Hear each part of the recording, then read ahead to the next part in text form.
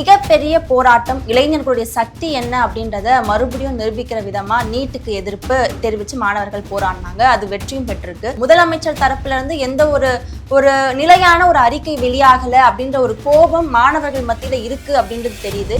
ஆட்சி அதிகாரம் என்று வருகிற போது மத்திய அரசாங்கத்தினுடைய பார்வைக்கு அச்சப்பட்டு பாய்வார் என்று நினைத்துக் கொண்டிருந்த போது பதுங்குகிற பூனையை போல தலைமைச் செயலகத்துக்கு வருவதை கூட அவர் தவிர்த்து விட்டார். சாலைகள் என்பது போக்குவரத்துக்கு தானே தவிர போராடுவதற்கு அல்ல என்று கூட ராஜ்மோகன் அமைச்சர் பேசினார். விஜய்க்கு எதிராக திருப்புவதற்கு யாராவது முயற்சி செய்தால் அவர்களை நாங்கள் சும்மா விட மாட்டோம் அப்படின்னு அமைச்சர் ரமேஷ் என்பவர் பேசினார். யாருக்கான குரல்?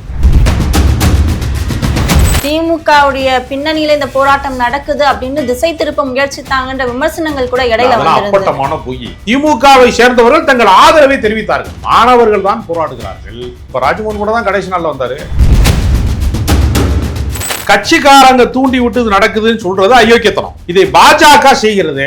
பாஜகவின் பாணியிலே தாவேகாவும் ஆலோசனாவாஸ் ஒரு பேட்டியில சொல்லியிருப்பாங்க, தமிழகத்துல பாஜக மெதுவா உள்ள வந்துட்டு இருக்கு அப்படின்ற விமர்சனத்தை வச்சிருக்காங்க. திமுக கார மாதிரியே பேசுறாரு. பாஜகவாகவே தாவேகா மாறிவிட்டது அப்படின்னு சொல்றாரு. என்று திருமாவளவனை சேர்த்து மாட்டி விடுறாரு. இது இப்படி பேச வேண்டிய அவசியம் அவருக்கு என்ன இருக்கு? அவர் அந்த பக்கம் இருக்காரா இந்த பக்கம் இருக்காராங்கிறதுல அவருக்கு ஒரு குழப்பம் இருக்கு. தமிழகத்துக்குள்ள பாஜக மெல்ல மெல்ல வந்துட்டு இருக்கு அப்படின்றத சொல்லியிருக்காரு. அதை கடந்து போயிட முடியுமா? இல்ல, அது தாவேகா குறித்து அவர் செய்த விமர்சனம் என்பது அது நியாயமானதுதான். ஆனா அவர் கட்சியினுடைய எல்லைக்குள்ள நின்று கொண்டு ஒரு அரசியல் விமர்சகராக அப்படி பேசலாம். ஒரு கட்சிக்காரனுக்கு என்று ஒரு எல்லை இருக்கிறது. கர்நாடகாவுக்கு முதல்வர் செல்ல இருக்கிறாருன்ற ஒரு செய்தியும் பரவலா பேசப்பட்டு வருது. இவர் கேட்டுக்கொண்டதற்காக அவர்கள் கன்னட இனவெறியர்கள் அந்த முயற்சியை கைவிட்டு விடுவார்களா? அப்ப நடுவர் மன்றத்தின் வழியாக தீர்க்க வேண்டிய ஒரு விஷயத்தை நேரடியாக சென்று பேசுவதன் மூலமாக தீர்த்துவிட முடியும் என்று நம்புவது அது நடைமுறைக்கு சாத்தியமா?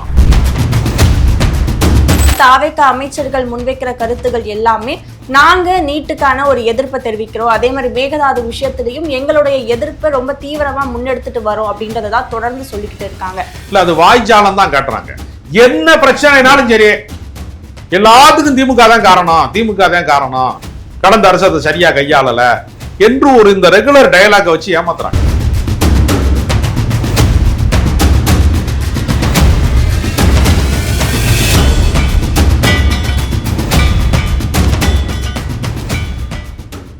C7 நியூஸ் நேயர்களுக்கு வணக்கம். இன்றைய நேர்காணலில் நம்மோடு இணைந்திருக்கிறார் அரசியல் விமர்சகர் ராஜகம்பீரன் அவர்கள். வணக்கம் சார். ஒரு மிகப்பெரிய போராட்டம் இளைஞர்களுடைய சக்தி என்ன அப்படின்றத மறுபடியும் நிரூபிக்கிற விதமா நீட்டுக்கு எதிர்ப்பு தெரிவிச்சு மாணவர்கள் போராடினாங்க. அது வெற்றியும் பெற்றிருக்கு.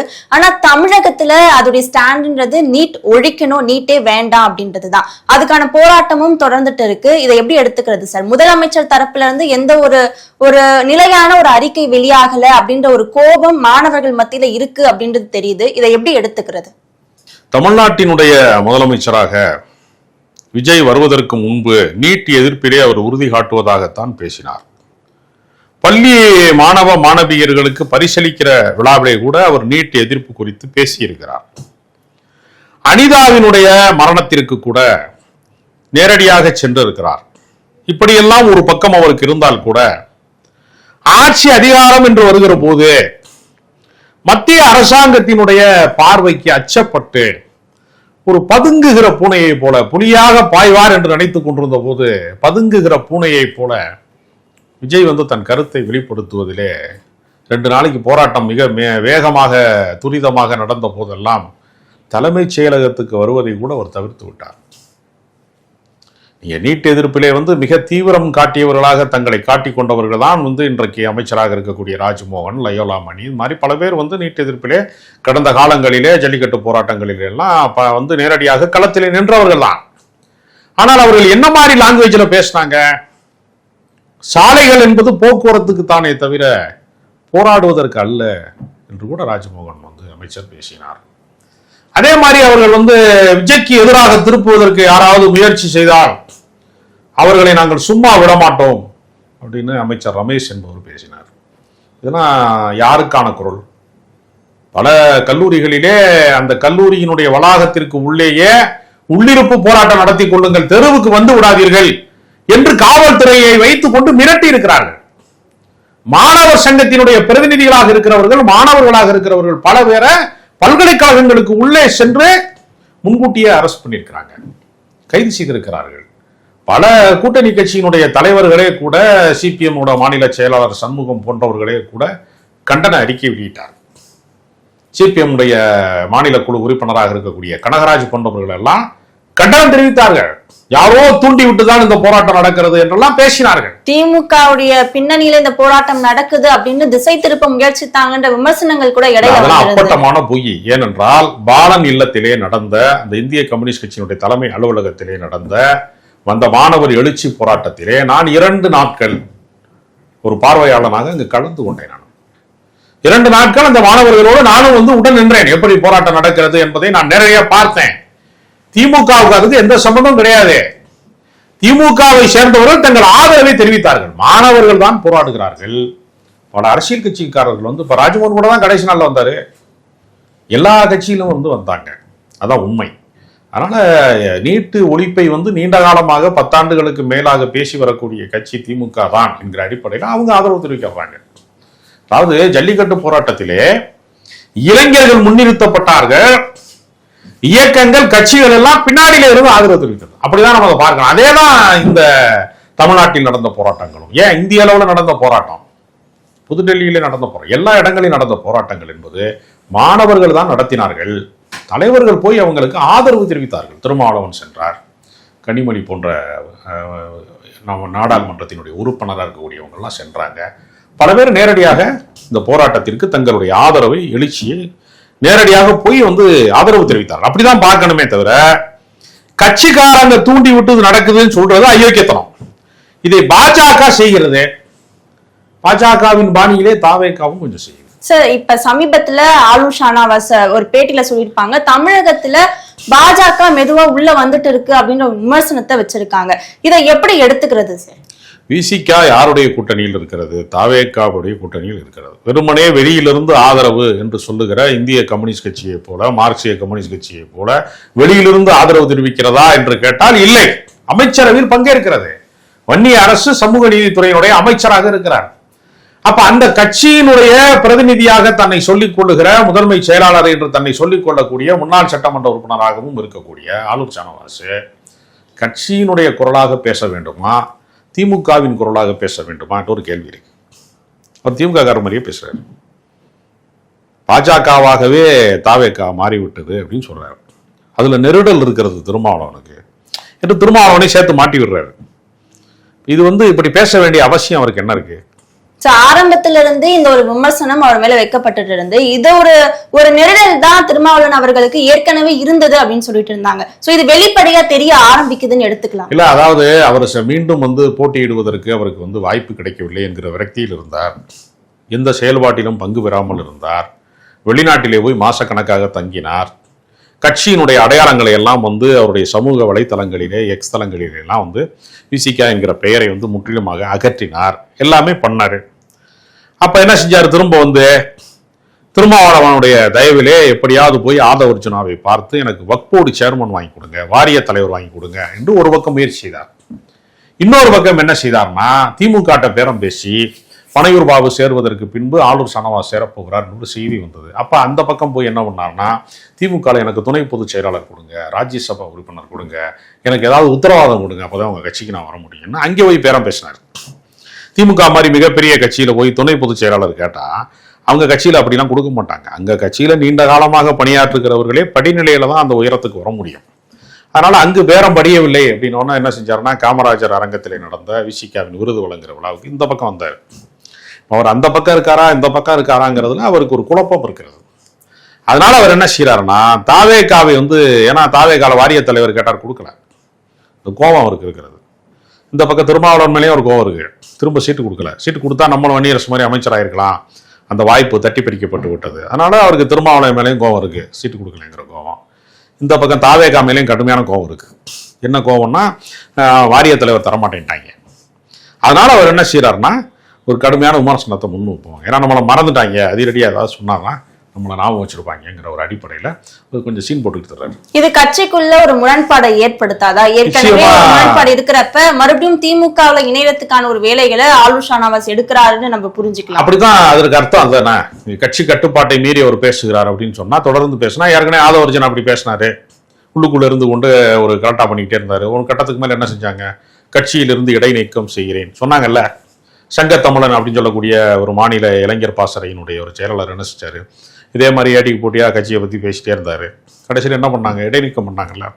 அப்ப தன்னை நீக்கியிலிருந்து நீக்கினால்தான் அவங்க நானா போகல திமுகவுக்கு, அவங்க நீக்கிட்டாங்க, அதனால நான் இங்கே போக போறேன் அப்படின்னு சொல்றதுக்கு கட்சியை விட்டு வெளியேறுவதற்கு காரணங்களை தேடிக் கொண்டிருக்கிறாரோ என்ற சந்தேகம் இருக்கிறது. ஆனா அவர் சொன்ன ஒரு விஷயம்ன்றது தமிழகத்துக்குள்ள பாஜக மெல்ல மெல்ல வந்துட்டு இருக்கு அப்படின்றத சொல்லியிருக்காரு. அதை கடந்து போயிட முடியுமா? ஏன்னா நடக்கிற சூழ்நிலை எல்லாமே எல்லாருடைய விமர்சனமும் அதுவா தானே இருக்கு. இல்ல, அது தாவேகா குறித்து அவர் செய்த விமர்சனம் என்பது அது நியாயமானதுதான். ஆனா அவர் கட்சியினுடைய எல்லைக்குள்ள நின்று கொண்டு ஒரு அரசியல் விமர்சகராக அப்படி பேசலாம்.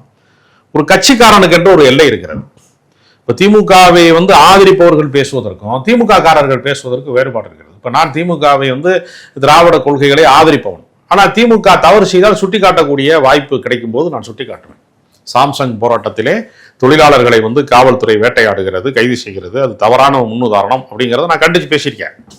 ஆனால் அதே சமயத்தில் திராவிட இயக்கம் என்பது தீர்ந்து போய்விடக்கூடாது, அது மதச்சார்பின்மையை காப்பதற்கு, தமிழ்நாட்டு மக்களினுடைய நலன் சார்ந்த விஷயங்களுக்கு, மாநில உரிமையை காப்பதற்கு திமுக தேவைன்னு நான் பேசுகிறேன். அப்ப நம்ம தவறுகளை விமர்சிப்போம், அவருடைய கருத்தியலை ஆதரிப்போம் அப்படிங்கிற நிலைப்பாடு ஒரு அரசியல் விமர்சகர் அப்படி பேசலாம். அரசியல்வாதி அப்படி பேச முடியுமா? திமுகக்குள்ள இருந்துகிட்டு திமுக செய்யக்கூடிய சாம்சங் போராட்டத்திற்கு அரசு காவல்துறை நடவடிக்கை எடுத்து தவறுன்னு பேச முடியுமா? பேச முடியாது. அதற்காகத்தான் நம்ம கட்சிக்காரனாக ஆகாமல் நம்ம கட்சிக்கு வெளியே நின்று விமர்சனம் செய்யறோம்.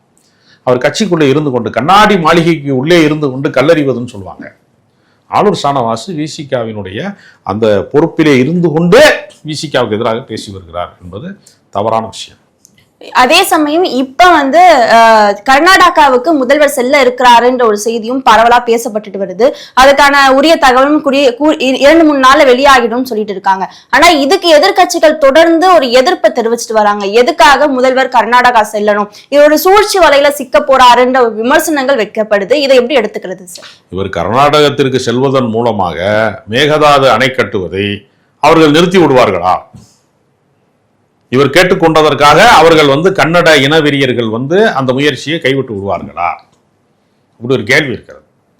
நம்ம கர்நாடகாவுக்கும் தமிழ்நாட்டுக்கும் நதிநீர் பங்கீட்டில் காவிரி நீரை பங்கிடுவதிலே இருக்கக்கூடிய சிக்கல் என்பது பேச்சுவார்த்தையிலே தீர்த்து கொள்ள முடியாத ஒரு இடத்துக்கு போகிற போதுதான் அது நடுவர் மன்றம் அமைக்க வேண்டிய சூழல் வந்தது. அப்ப நடுவர் மன்றத்தின் வழியாக தீர்க்க வேண்டிய ஒரு விஷயத்தை கூட்டணியில் இருக்கிறார்கள் என்பதனால கூப்பிட்டு பேசுவதன் மூலமாக அல்லது நேரடியாக சென்று பேசுவதன் மூலமாக தீர்த்துவிட முடியும் என்று நம்புவது ஒரு நல்லிணக்கத்தினுடைய வெளிப்பாடு என்று ஒருவேளை புரிந்து கொண்டால் அது நடைமுறைக்கு சாத்தியமா? நடைமுறைக்கு சாத்தியம் இல்லை. 2 பேருக்குள்ள தகராறு வருது, நில தகராறு வருது, கோர்ட்டுக்கு போயிடுறாங்க. கோர்ட்டுக்கு போறவங்க பேச்சுவார்த்தை நடத்தி சமரசமாய் கோர்ட்ல கேஸ் வாபஸ் வாங்குறது தனிநபருக்கு சாத்தியம். 2 மாநில பிரச்சனைகளுக்கு சாத்தியமா? 2க்கு வேறுபாடு இருக்கிறது. 2 தனிநபர் முரண்பாடு என்பது ஒருவேளை தீர்க்கப்படலாம். 2 மாநிலத்தின் முரண்பாடு என்பது தீர்க்கப்படுவது சட்டத்தின்படிதான் தீர்க்க முடியுமே தவிர இவர் போறதுனால அங்கே எல்லாமே தீர்ந்துருங்கிறது ஒரு ஹீரோயிசம் தான். அது ஏற்கனவே எம்ஜிஆர் செய்திருக்கிறார். எஸ்ஆர் பொம்மை என்று சொல்லி அந்த காலகட்டத்தில் இதே மாதிரி கர்நாடக முதலமைச்சரை போய் அந்த காலத்தில் சந்திச்சார். சந்தித்ததுனால ஏதாவது பிரச்சனை தீர்ந்துச்சான்னு கேட்டால் இவர் சந்தித்ததற்கு பின்பு கடுமையான கனமழை பெய்யுது. அவன் மழை பெஞ்சா அளவுக்கு மீறி தண்ணி வந்தால் இங்கே தான் திறந்து விடுவான். அப்படிதான் தீர்க்கப்பட்டதே தவிர இயற்கையால் தான் அது நிகழ்ந்ததே தவிர பேச்சுவார்த்தையால் நிகழவில்லை என்பது கடந்த கால வரலாறு. இவரும் அதே மாதிரி எம்ஜிஆர் பாணியை பின்பற்றுகிறார் என்கிற அடிப்படையில் அவர் போய் பார்க்கிறாரு அப்படின்னு நம்ம நினைக்கலாம். பாமக தலைவர் அன்புமணி அவர்கள் சொல்லியிருந்தாங்க, அனைத்து கட்சி கூட்டத்தை கூட்டுங்க, அப்பதான் ஒரு முடிவு எட்டப்படும் அப்படின்னு சொல்லியிருந்தாங்க. ஏற்கனவே சமீப காலமா பாமகவோட தாவேகா நெருக்கம் காட்டிட்டு வருது அப்படின்றதும் பார்க்க முடியுது. சோ இத அடிப்படையில ஒரு கூட்டத்துக்கான வாய்ப்பு இருக்குன்னு எடுத்துக்கலாம்.